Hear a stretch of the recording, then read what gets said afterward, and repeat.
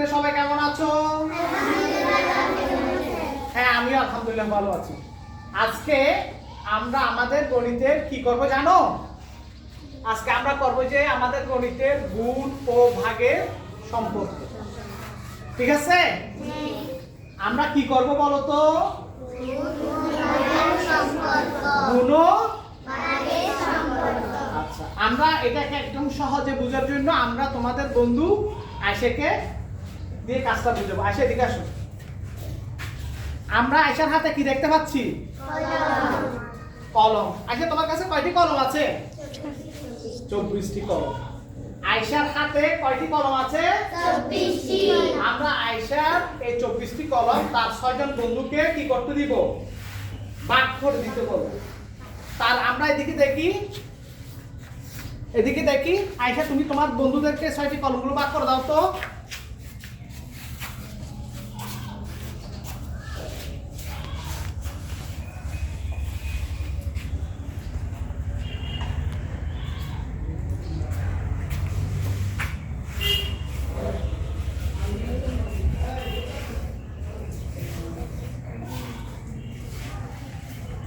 আয়েশা তার বন্ধুদেরকে তার 24টি কলম 6 জন বন্ধুকে ভাগ করে দিচ্ছে।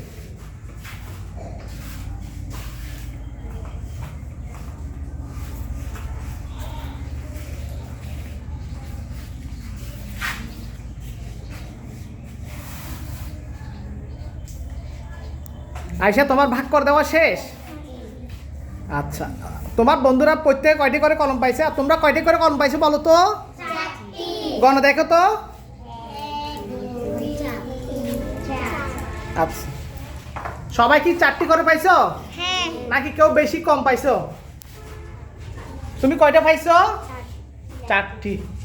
তাহলে আয়েশা তার 24টি কলম তার 6 জন বন্ধুকে ভাগ করে দিয়েছে। প্রত্যেকে কয়টি করে কলম পাইছে? আচ্ছা, আমরা বোর্ডে তাহলে কি লিখবো দেখো তো।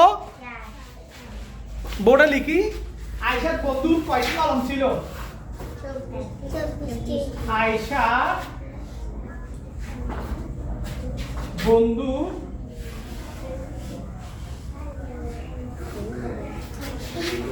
আয়েশার বন্ধুদের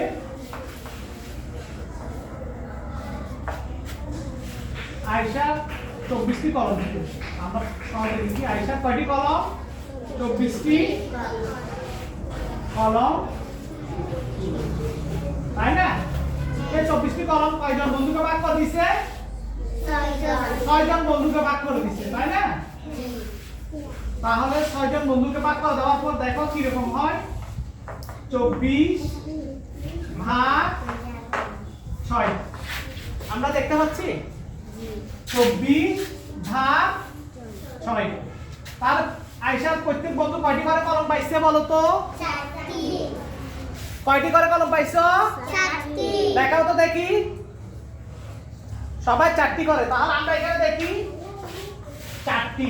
আমরা তোমরা 6 না বাধা জানো? দেখি 6 না বাধা করো তো।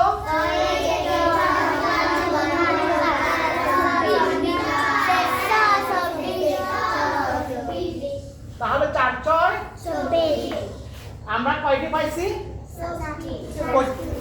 আয়েশার প্রত্যেক বন্ধু কয়টি করে কলম পাইছে? 4টি।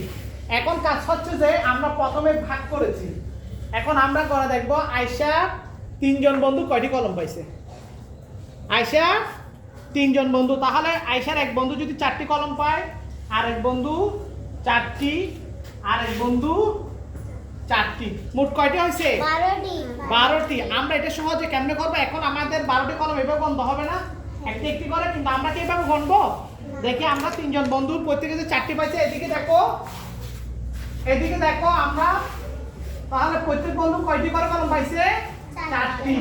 তাহলে 4 আর কয়জন বন্ধু? না, কয়জন বন্ধু একসাথে? 3 জন বন্ধু। তাহলে 4 গুণ 3। তাহলে সহজে করার জন্য আমরা যোগ না করে যদি গুণ করি তাহলে কত হচ্ছে? 3 4 এ 3 নামাতা গণ তো দেখি।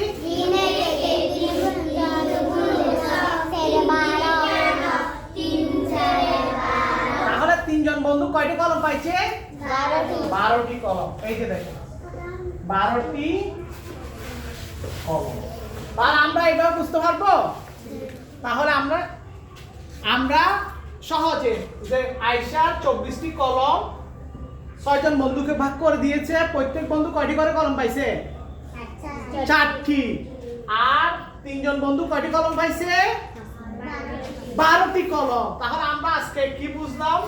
একটা জিনিস দেখছি যে আমরা ভাগ এবং গুণ এবং ভাগের সম্পর্কের কাজ। ঠিক আছে? সবাইকে ধন্যবাদ।